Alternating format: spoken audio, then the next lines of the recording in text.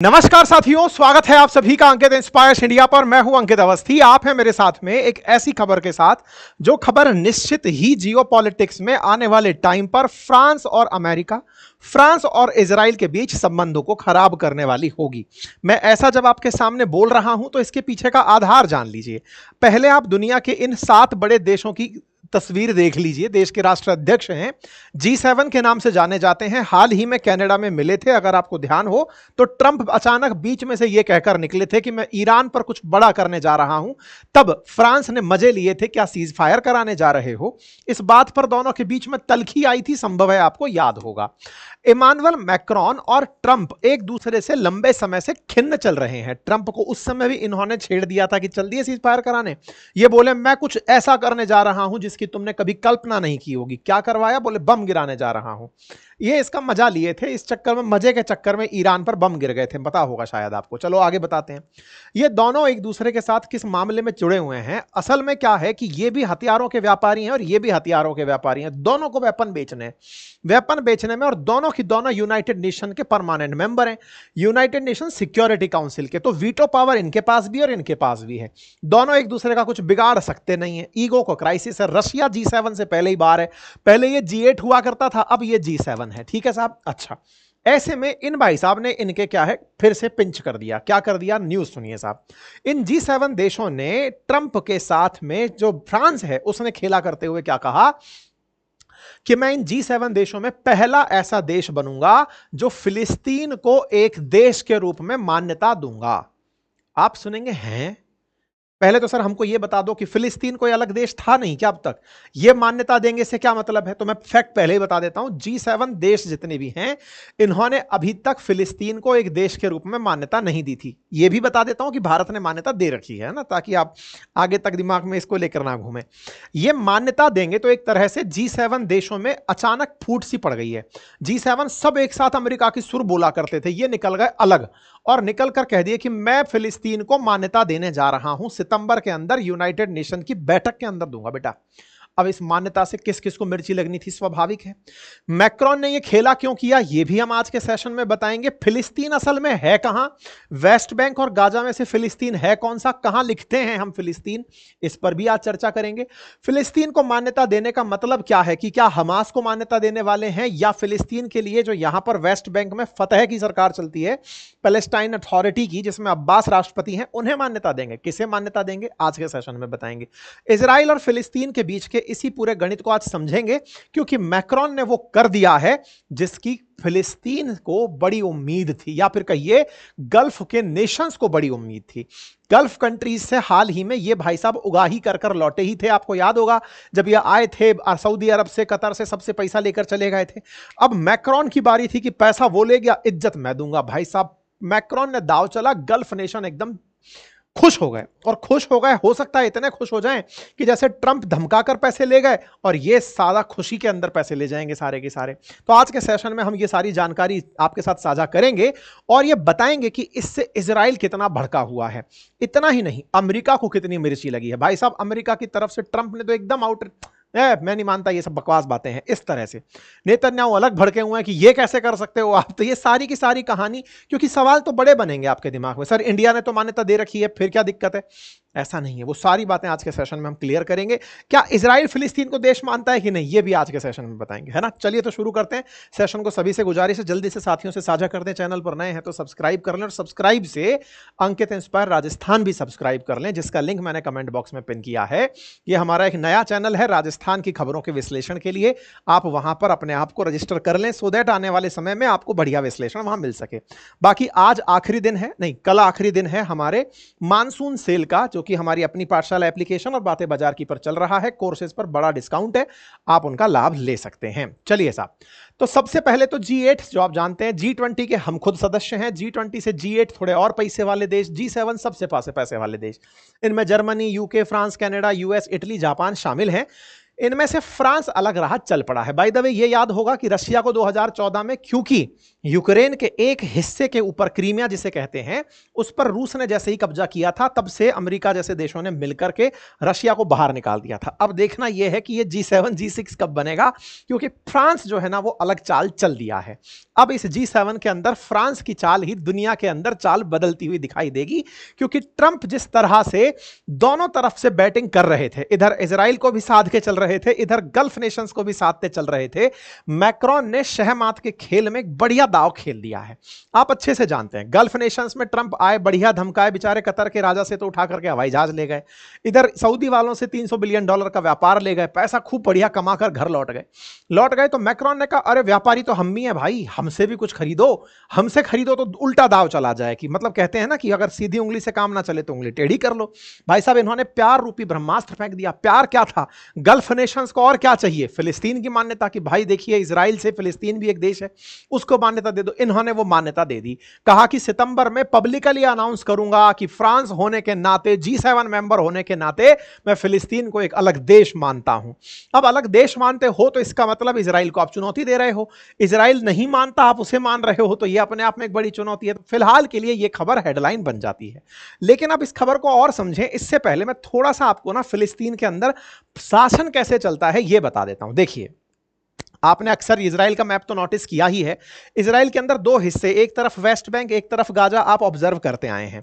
Gaza के साथ कलेश मचा पड़ा है, यह आप सबको पता है। वेस्ट बैंक के साथ आपने कलेश सुना नहीं होगा इन दिनों, आपको लगता होगा कि वेस्ट बैंक है कुछ डला हुआ, इसके साथ कुछ है नहीं। असल में फिलहाल फिलिस्तीन के जो नाम पर जगह है वो यही दो जगह है, Gaza plus West Bank is equals to Palestine है। ठीक है, आज की स्थिति यह है। आज की स्थिति में इन दोनों को मान्यता देने के बारे में इजराइल, मतलब यदि फ्रांस बोल रहा है तो यह बात हमें समझनी होगी। तो देखिए साहब, बात कुछ इस तरह से है कि ये जो आपको वेस्ट बैंक दिख रहा है ना, यहां पर शासन चलता है फतह नामक ग्रुप का, फिलिस्तीन अथॉरिटी। आप ऐसे समझिए दो राजनीतिक पार्टी हो जाएं, उनमें से एक राजनीतिक पार्टी यहां शासन कर रही है और एक राजनीतिक पार्टी यहां शासन कर रही है।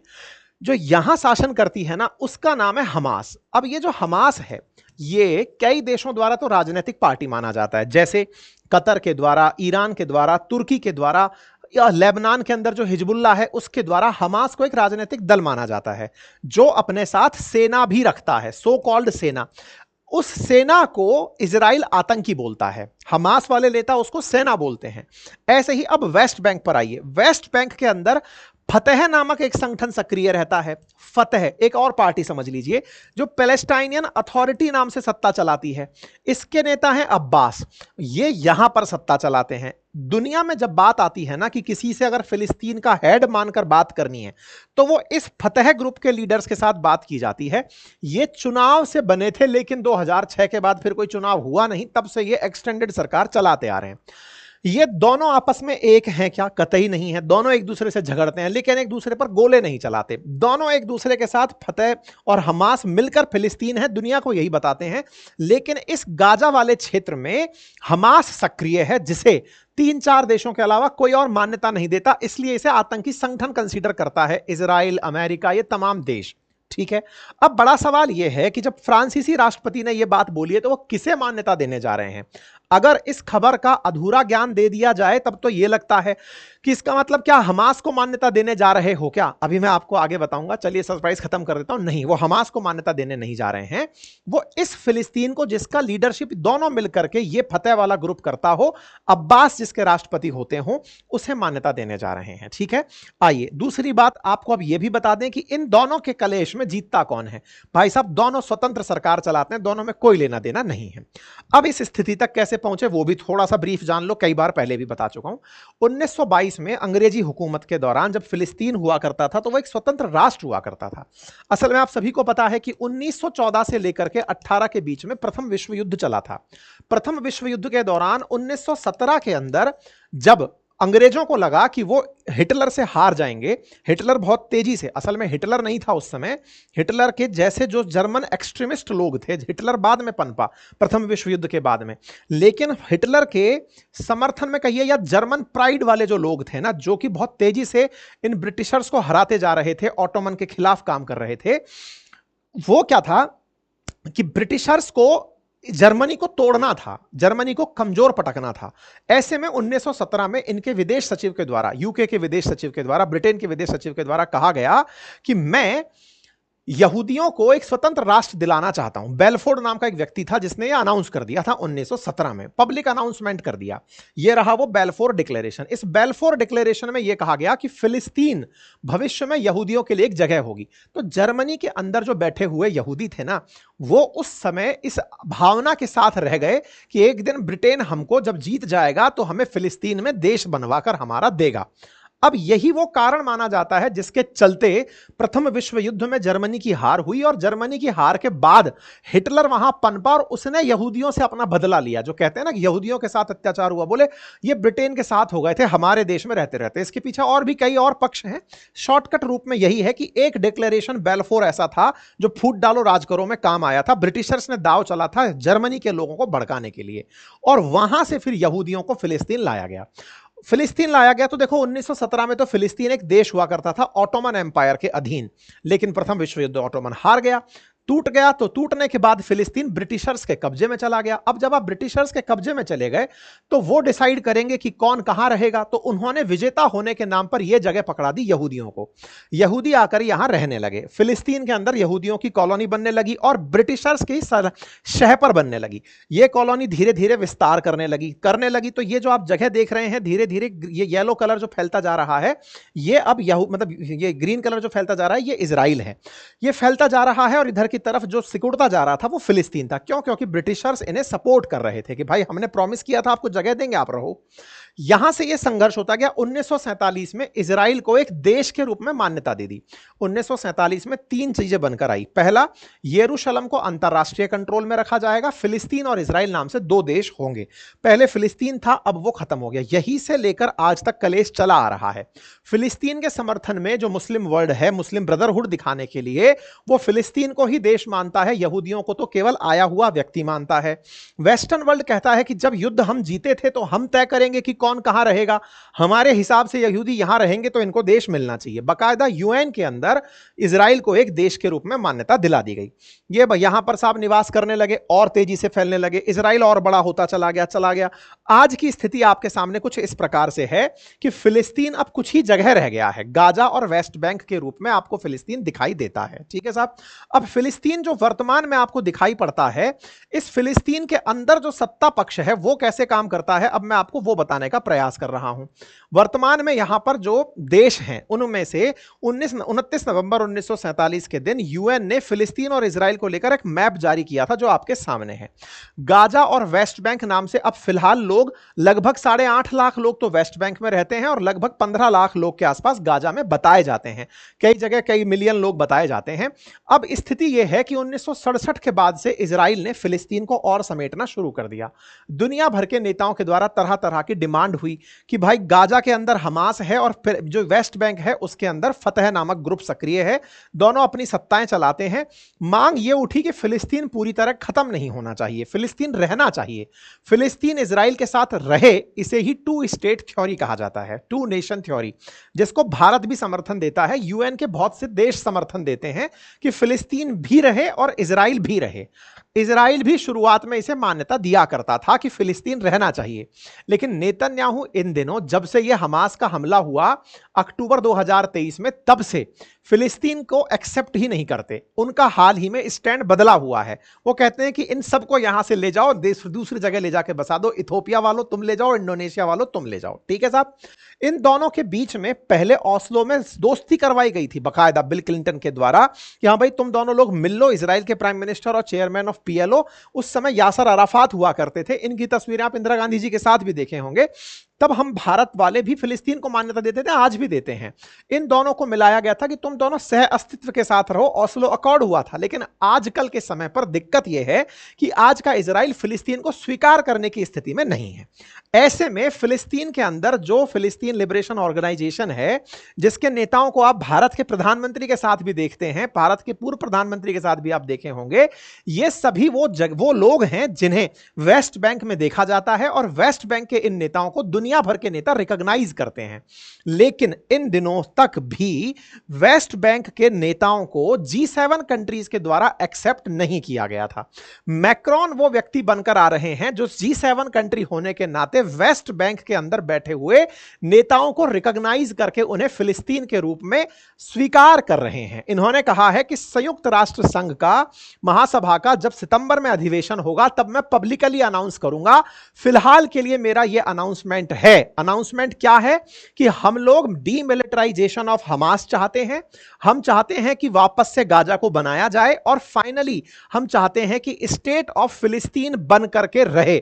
मतलब इन्होंने अपनी तरफ से यह कहते हुए कहा कि हम फिलिस्तीन नामक एक देश चाहते हैं और इसमें युद्ध रुके। हम ये चाहते हैं, हम चाहते हैं कि यहां ह्यूमैनिटेरियन सहायता पहुंचाई जाए और सारे हॉस्टेजेस को रिलीज किया जाए। अर्थात फ्रांस ने अपने द्वारा यह साफ कहा कि जो बंधक हैं उन्हें छोड़ा जाए, हमास हथियार छोड़ दे, फिलिस्तीन एक देश बने, गाजा में रहने वाले लोगों को मानवीय सहायता मिले। बाकायदा इन्होंने एक पत्र जारी किया और कहा कि मैं 2 स्टेट सॉल्यूशन का समर्थन करता हूं, 7 अक्टूबर पर हुए हमले की निंदा करता हूं, जो हमास के पास बंधक बने हुए हैं इनकी रिहाई की मांग करता हूं। साथ ही साथ में गाजा के अंदर वापस से रिफॉर्म किए जाएं, पैलेस्टीनियन अथॉरिटीज को यहां पर काम करने दिया जाए, हमास को डीमिलिटराइज किया जाए, इजराइल और फिलिस्तीन बाकायदा पीस और सिक्योरिटी के साथ साथ साथ रहते हुए 2 स्टेट के रूप में यहां पर एग्जिस्ट करें। यह बात इन्होंने मांग करी। बाकायदा इसको अरबी भाषा में और हिब्रू में दोनों में इन्होंने टाइप करके डाल दिया। जैसे ही यह खबर आई कि मैं ऐसा करने जा रहा हूं और मैं मान चुका हूं कि यह अलग देश है, इस बात को न्यूज जैसे ही मिलती है भाई साहब बवाल मच जाता है। बवाल क्यों? क्योंकि फिलिस्तीन को ऑलरेडी दुनिया के बहुत से देश मानते थे इंक्लूडिंग इंडिया, लेकिन G7 कंट्रीज जो पावरफुल देश थे ये इसे मान्यता नहीं देते थे। G7 कंट्रीज में से जो फ्रांस है ये यूएन का मेंबर है, अमेरिका के साथ साथ परमानेंट मेंबर है। ऐसे में इसका मान्यता ना देना एक तरह से अमेरिका की पकड़ को मजबूत बनाता था। अब अचानक ऐसा होना इनके लिए एक बड़ी चुनौती बन जाएगा।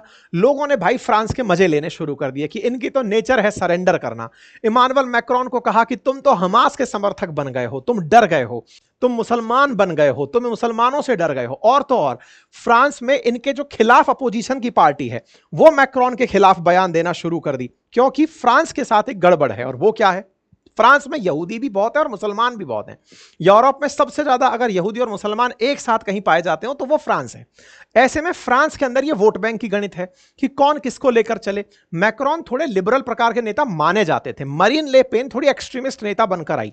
इन्होंने जैसे जैसे ईसाइयत के साथ साथ और मुसलमानों के खिलाफ बयान किए तो मैक्रोन ने भी थोड़ा सा गर्मी दिखाई थी, तभी इन्होंने बुर्का बैन जैसी प्रथा अपनाई थी। लेकिन धीरे धीरे मरीन ले पेन के जाल में फंसते मैक्रोन अब पीछे हटे हैं अचानक, और हटते हुए इन्होंने यह बोला है कि हम हमास वाले गाजा को मान्यता देते हैं, हमास की मिलिट्री को मान्यता नहीं देते, उसको हम चाहते हैं कि वो सेना हटा दे। भाई साहब इस बात को नेतन्याहू एकदम बौखला गए कि यह क्या चक्कर है। मैक्रोन एक तरीके से उस हमास को मान्यता दे रहे हैं जिसने इजराइल पर हमला किया था, हम उसके खिलाफ हैं। मतलब इस मैसेज को इस तरह लिया गया कि मैक्रोन ने ऐसा करके इजराइल पर हुए हमले को सही ठहरा दिया है। वास्तविकता में मैक्रोन क्या कहना चाह रहे हैं कि हमास आतंकी समूह है, ये भी नहीं कह रहे, लेकिन वो कह रहे हैं इसके पास आर्म्स नहीं होने चाहिए, डीमिलिटराइज्ड होना चाहिए और हॉस्टेजेस रिहा कर दिए जाने चाहिए। लेकिन इन दोनों बातों में हमास अपने हथियार छोड़ दे, यह शब्द एक दूसरा शब्द भी कहता है कि हमास तो रहे जो गाजा पर कंट्रोल करता है, लेकिन वो हथियार छोड़ दे। तो इजराइल इस बात पर भड़क गया कि जिस हमास ने हम पर हमला किया आप उससे कह रहे हैं कि तुम बस हथियार छोड़ दो, बाकी तो तुम गुडमैन हो। अब भाई क्यों ना कहे, क्योंकि इजराइल के जो साथी हैं अमेरिका वाले, उन अमेरिका वालों ने सीरिया में क्या किया? सीरिया में ऐसे ही तो किया। एक जो अल सुजा करके जो नेता बने हुए हैं, जो सीरिया के प्रेसिडेंट हैं फिलहाल, वो मोस्ट वांटेड आतंकी थे, अलकायदा से संपर्क थे, इवन उन पर तो बाउंटी रखी हुई थी अमेरिका वालों ने। उसको जब तुम आतंकी से व्हाइट कॉलर प्रेसिडेंट डिक्लेयर कर देते हो तो इन्होंने भी बिल्कुल वही दबा इनको पकड़ा दी कि लो हम हमास वालों से कह रहे हैं कि तुम हथियार छोड़ दो, बाकी तो आदमी तुम अच्छे हो। तो मैक्रोन ने एक तरह से वही दाव अमेरिका पर चल दिया, वही गोली इनको टेस्ट करा दी। इस बात पर जो सेक्रेटरी रूबियो हैं वो खिलाफ हो गए कि ये क्या बकवास चल रहा है, ऐसा हम नहीं करते, हम रिजेक्ट करते हैं इस बात को जो इमानुएल मैक्रोन प्लान लेकर आए हैं। इनसे पूछा गया तो ये एकदम ही अवॉइड कर दिया गया, कुछ नहीं है, ये सब बकवास बातें हैं, हम कोई मतलब नहीं रखते फ्रांस से, ये है वो है, ये बिखर गए। गल्फ कंट्रीज लेकिन अचानक फ्रांस के समर्थन में आ गई। मतलब फ्रांस ने एक ऐसा दाव चला जिससे कि अमेरिका अपने आप में हिल गया। मतलब अमेरिका अब तक वर्चस्व की लड़ाई में रशिया से लड़ रहा था, चाइना से लड़ रहा था, अब अचानक इनके पास में आकर के फ्रांस और बैठ गया कि आओ सर थोड़ा बतिया ले। अब अमेरिका को संकट आ रहा है, अब किस किस से लड़े। अब हम फ्रांस बगल में बैठता है, दाव ऐसा खेलता है जो तुम सीरिया में किए थे हम गाजा में कर दिए, लो बेटा बजा दिया तुम्हारा बाजा। अब इधर गल्फ कंट्रीज सारी की सारी वाह वाह फ्रांस करने लग गई। भाई साहब सऊदी वाले निकल आए, कतर वाले निकल आए, और जहां तहां से मैसेजेस चलना शुरू हो गए कि वाह वेरी गुड। इजिप्ट वाले, जॉर्डन वाले सब तारीफों में, ओमान, कुवैत, यमन सब, अरे साहब मजा कर दिया आपने तो जबरदस्त काम कर दिया। आपने फिलिस्तीन को मान्यता देकर दिखा दिया कि आप डरने वाले नहीं हो, ट्रंप की तूती में आप नहीं बोलते हो। इसका फायदा किसको होगा? फ्रांस को निश्चित ही होगा। क्यों? क्योंकि गल्फ में फ्रांस चाहता है अपना पैर पसारना, और उसे क्या फर्क पड़ रहा है गाजा में किसकी सरकार है। उसको तो ट्रंप को बिल्कुल वैसे ही दाव पेच में मारना था जैसे सीरिया में उसने खेला किया था। ऐसे में प्रभुत्व का जब दाव हो तो इन्होंने यह कह करके ट्रंप को नीचा दिखा दिया।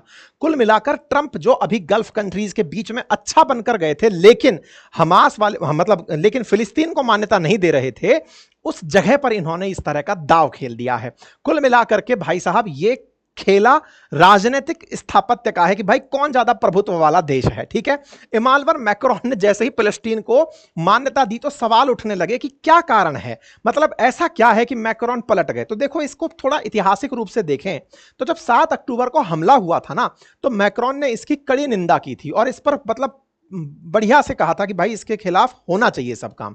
भाई तुरंत जैसे ही हमला हुआ उसके बाद इजराइल वालों ने गाजा पर हमला बोल दिया। हमला बोला, काफी लोग मारे गए। जिस मारे जाने शुरू हुए 1 महीने के भीतर भीतर मैक्रोन ने कहा अब बस बहुत हो गया, बच्चों को और महिलाओं को मत मारो। मैक्रोन ने पहले ही क्लियर कर दिया था कि भाई हमास के खिलाफ आपकी जो कार्रवाई है उसमें लोगों को मारना बंद कर दो, लेकिन इजराइल रुका नहीं। इजराइल ने गाजा के हाल बदल दिए। हालात जो है वो आपके सामने तस्वीरों से हैं, भुखमरी के हालात हैं, घर टूटे पड़े, तमाम चीजें हैं। अब तक की रिपोर्ट के अनुसार 55,000 फिलिस्तीनी अपनी जान गंवा चुके हैं, यह ऑफिशियल डेटा बताया जाता है। WHO खुद कह रहा है कि 21 लाख लोग भुखमरी के शिकार हैं इस समय गाजा के अंदर। भुखमरी, बीमारी, इन तमाम चीजों से गाजा में लोग पीड़ित हो रहे हैं। हर 5 में से 1 बच्चा गाजा के अंदर माल नरिश्ड है, ऐसा UN अपनी रिपोर्ट में कहता है। अल जजीरा तो खैर चलो इजराइल में बैन है, वो तो सारी बातें इनके विरोध में करेगा, लेकिन फिर भी फ्रांस बराबर यह कहता आया कि भाई अब रोक दो गाजा के अंदर, अब हमले रोक दो। इवन गाजा के विषय पर इन्होंने सऊदी अरब के साथ मिलकर UN में भी बात रखने की बात करी कि बोले भाई अपन लोग बैठेंगे, France will play full part next June alongside with Saudi Arabia, it will co chair an international conference on the implementation of 2 state solution. कि भाई हम लोग आकर के इसका समाधान ढूंढेंगे, ऐसे चलेगा नहीं, मतलब कब तक खत्म करोगे। बाकायदा मैक्रोन बार बार ये उठाते रहे कि इजराइल को अब हथियार बेचना बंद करो। हालात अभी ताजा ताजा क्या हुए कि 20 तारीख के दिन एक खबर लीक हो जाती है, और खबर क्या लीक होती है कि इजराइल के जो मोसाद के चीफ हैं डेविड बार्निया, उन्होंने अमेरिका से एक मदद मांगी है। और वो मदद क्या है कि गाजा से लोगों को निकालकर इथोपिया, इंडोनेशिया और जो अफ्रीकी देश हैं वहां पर भेज दिया जाए। ये खबर जैसे ही बाहर आई कि ये तो गाजा को खाली करवाना चाहते हैं। और खाली क्यों? क्योंकि ट्रंप की नीयत थी गाजा को साफ करवा के उसे बिल्कुल ट्रंप सिटी बनाने की, तो बोले इसको खाली करवा दिया जाए। अब ये जो खाली करवाने की नीयत थी ना इनकी कि इसको खाली करवा दिया जाए, इसके खिलाफ हो गए सारे देश, और उनमें से यूके और फ्रांस भी थे। बोले भाई अब इस युद्ध को रोको, कोई खाली करवाने का लॉजिक नहीं है, हम आप लोगों के साथ नहीं हैं। मतलब गाजा को अगर अब नहीं रोका गया, इजराइल को अगर नहीं रोका गया, तो कहीं ऐसा ना हो कि ये गाजा को साफ करवा दे ट्रंप की बात पूरी करने के लिए। क्योंकि ट्रंप ने पहले भी कहा था कि मैं चाहता हूं कि पूरा गाजा मेरा हो, इस पे पूरा ट्रंप सिटी बैठ जाए। तो इनको पता था कि कहीं तो रोको, अगर नहीं रोका गया, अगर मैंने इसको देश के रूप में मान्यता नहीं दी। अब आप कहेंगे देश के रूप में मान्यता देने से होगा क्या? मान्यता देने से यह होगा कि अब गाजा अगर फ्रांस की नजर में देश है, तो आने वाले समय में फ्रांस पार्टी बन के खड़ा हो जाएगा, युद्ध के लिए तैयार हो जाएगा कि मैं गाजा के समर्थन में हूं, किसी देश के खिलाफ आप ये नहीं कर सकते, मैं वीटो करूंगा। और वीटो कहां करेगा? यूनाइटेड नेशन सिक्योरिटी काउंसिल में करेगा। यानी कि गाजा अब बचा रहेगा, इजराइल उसे साफ नहीं करा पाएगा। इस तरह से इन्होंने दांव चल दिया है यूनाइटेड नेशन सिक्योरिटी काउंसिल के परमानेंट मेंबर होने के नाते। हालांकि फ्रांस की पार्लियामेंट में यह पहले भी प्रस्ताव आया था, लेकिन तब इसे टेबल नहीं किया गया, मतलब पास नहीं किया गया। मैक्रोन ने यह दांव असल मायने में इन्हें हराने के लिए खेला। इजराइल तो खामखा पार्टी बन गया, क्योंकि ट्रंप ही चाहते थे कि गाजा को साफ कर कर अमेरिका की कॉलोनी बना लिया जाए। ऐसे में केवल इजराइल तो उनके लिए काम कर रहा था। फ्रांस ने ऐसा करके पूरा की पूरा दाव चल दिया है, जो इन दोनों को फिलहाल रास नहीं आ रहा होगा। उम्मीद है कि आप सभी साथियों को पूरी कहानी समझ में आ गई होगी। अगर जानकारी पसंद आई हो तो साथियों से साझा करें। चैनल पर नए हैं तो सब्सक्राइब कर लीजिए। केवल इसी को नहीं, अंकित इंस्पायर राजस्थान को भी सब्सक्राइब कर लीजिए। बाकी कल तक हमारा मानसून ऑफर बातें बाजार की और अपनी पाठशाला पर चल रहा है, उसको जाकर आप ज्वाइन कर सकते हैं। Thank you so much. अपना ख्याल रखें।